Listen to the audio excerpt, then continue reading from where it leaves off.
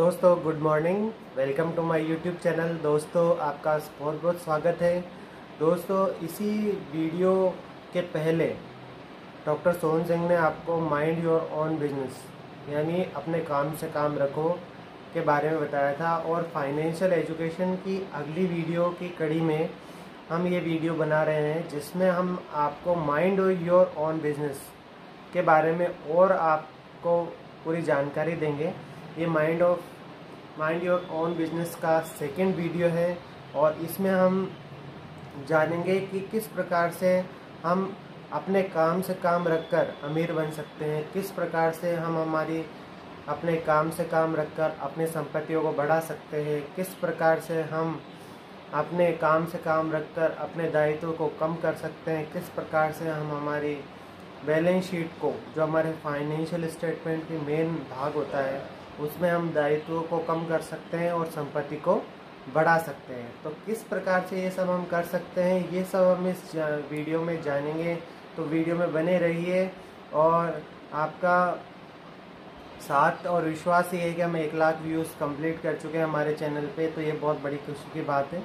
अब हम बात करते हैं कि किस प्रकार से दुनिया में जो अमीर व्यक्ति होते हैं वो अपने काम से काम रखते हैं और किस प्रकार से वो इस काम से काम रखने के कारण बहुत ही आगे बढ़कर कई सारा पैसा कमाते हैं, जबकि गरीब और मध्यम वर्ग के जो लोग होते हैं वो दूसरों के लिए काम करते रहते हैं और दूसरों के लिए काम करते हुए वे अपनी संपत्तियां बनाने पर ध्यान नहीं दे पाते, जिस कारण से वो अमीर नहीं बन पाते हैं।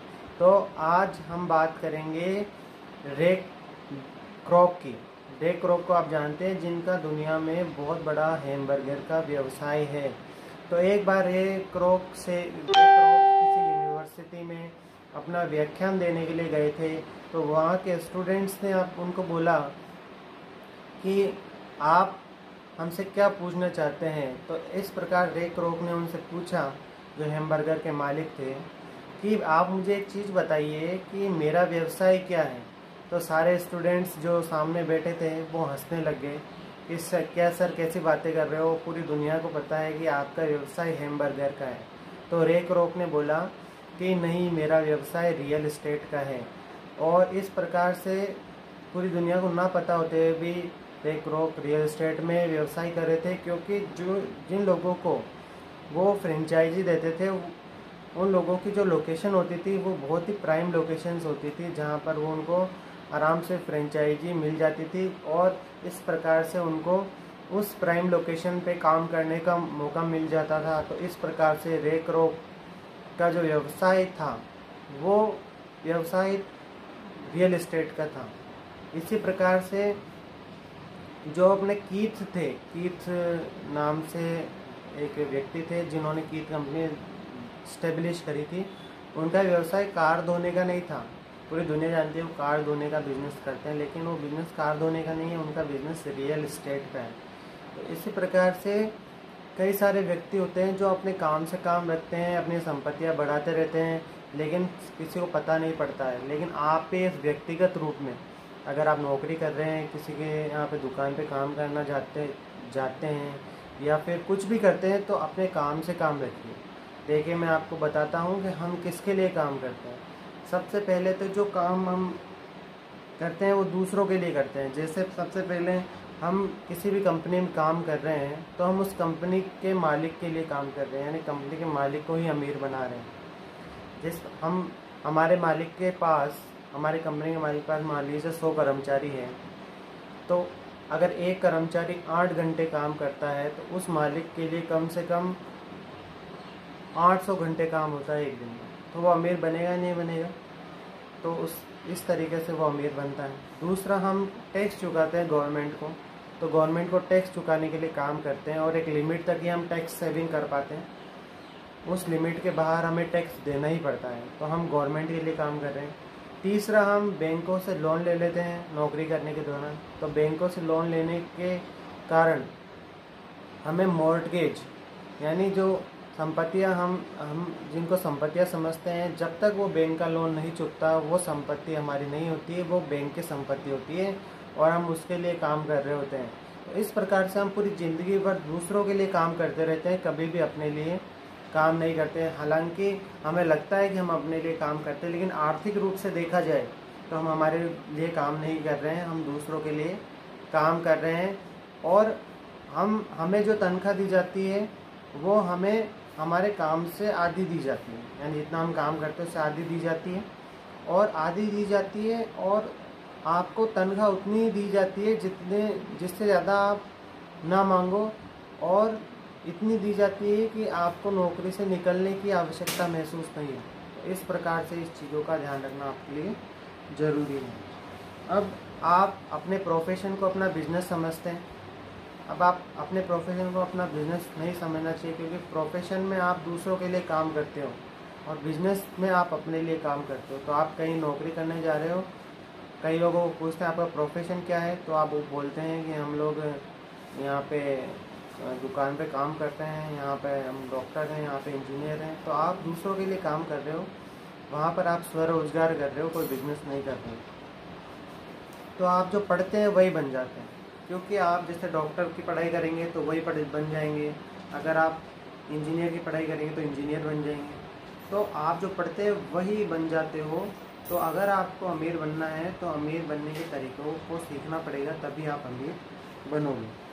अब हम अधिकतर हमारे लोग संपत्ति वाले कॉलम पे ध्यान नहीं देते, जबकि लोगों को संपत्ति वाले कॉलम पे ध्यान देना चाहिए कि किस प्रकार से संपत्तियां बनाई जाएं। अब लोग बाग क्या बोलते हैं कि एक नौकरी से अगर अधिक पैसा नहीं आ रहा है तो वो दूसरी नौकरी में अच्छी नौकरी ढूंढने में लग जाते हैं, जबकि वो काम वही करेंगे, वापस वही जाके नौकरी करेंगे, कभी भी बिजनेस नहीं करेंगे। और उसी नौकरी में फिर वो गवर्नमेंट को टैक्स भी चुकाएंगे, लोगों को ये भी करेंगे, वो भी। इस तरीके से अपने काम से काम रखा जाए तो आप आगे बढ़ सकते हैं। तो आपको ये वीडियो कैसा लगा आप कमेंट बॉक्स में कमेंट जरूर करें। अब हम बात करते हैं कि बैंक वाले किसको संपत्ति मानते हैं। बैंक वाले मानते हैं कि अगर आप लोन लेने जाओगे तो अगर आपके पास नौकरी होगी तो ही वो आपको लोन देंगे, और या फिर आपके पास कोई रियल इस्टेट ज़मीन हो तो वो आपको लोन देंगे। अगर आप अपने खुद के कोई सामग्रियाँ जैसे आपके कपड़े, जूते, आपके घर के अंदर कार हैं, वो अगर लोन लेने के लिए इस आधार पे जाओगे तो आपको लोन नहीं देंगे। तो आपको ये जानना ज़रूरी है कि बैंक आपको किस कारण से लोन देता है, तो वो आपकी संपत्तियाँ हैं। तो बैंक अच्छी तरह जानता है। बैंक कभी भी आपको इन्वेस्टमेंट, कभी भी आपको म्यूचुअल फंड में या शेयर मार्केट में इन्वेस्ट करने के लिए लोन नहीं देगा। तो कौन सी चीज़ संपत्तियाँ हैं, कौन सी चीज़ दायित्व है, ये जानना बहुत ज़रूरी है।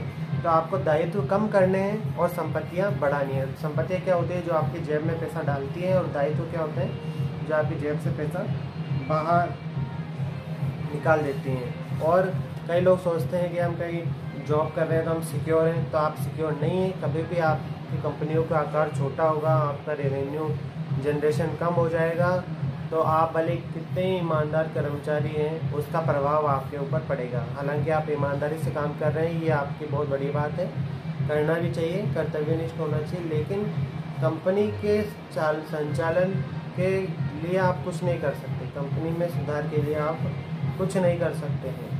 तो आपको अपने काम से काम रखना पड़ेगा। दुनिया में जितने भी अमीर लोग अपने काम से काम रखते हैं। मैं आपको ये नहीं कह रहा कि आप नौकरी छोड़ दें और अपने काम पे काम लग जाए, नहीं। आप अपने संपत्ति वाले कॉलम को धीरे धीरे बढ़ाते जाएं और दायित्व वाले कॉलम को कम करते जाएं, तो आप आराम से अमीर बन सकते हैं। तो आप ध्यान रखिए कि लोन जब हम लेते हैं तो वो दो तरीके का होता है, अच्छा लोन भी होता है, बुरा लोन भी होता है। अगर लोन लेके अगर आप 1 लाख का लोन लेके 1,25,000 की आमदनी हर महीने कर पाएँ तो एक अच्छा लोन माना जाएगा।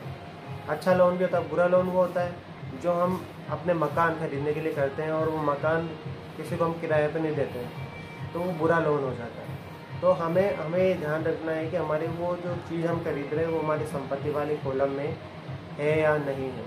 तो इस तरीके से आप भी ध्यान रखें कि कौन सी चीज़ आपकी संपत्ति वाले कॉलम में ऐड कर रही है या नहीं कर रही है। तो इस तरीके से आपको मैंने बताया कि किस प्रकार से अपने काम से काम रखा जाए, जिस प्रकार से डॉक्टर सोहन सिंह ने आपको बहुत अच्छी तरह एक्सप्लेन किया था। और ये वीडियो मैंने बनाया कि आप अपने काम से काम रखें। और वीडियो देखने के लिए आपका बहुत बहुत धन्यवाद। Thank you very much.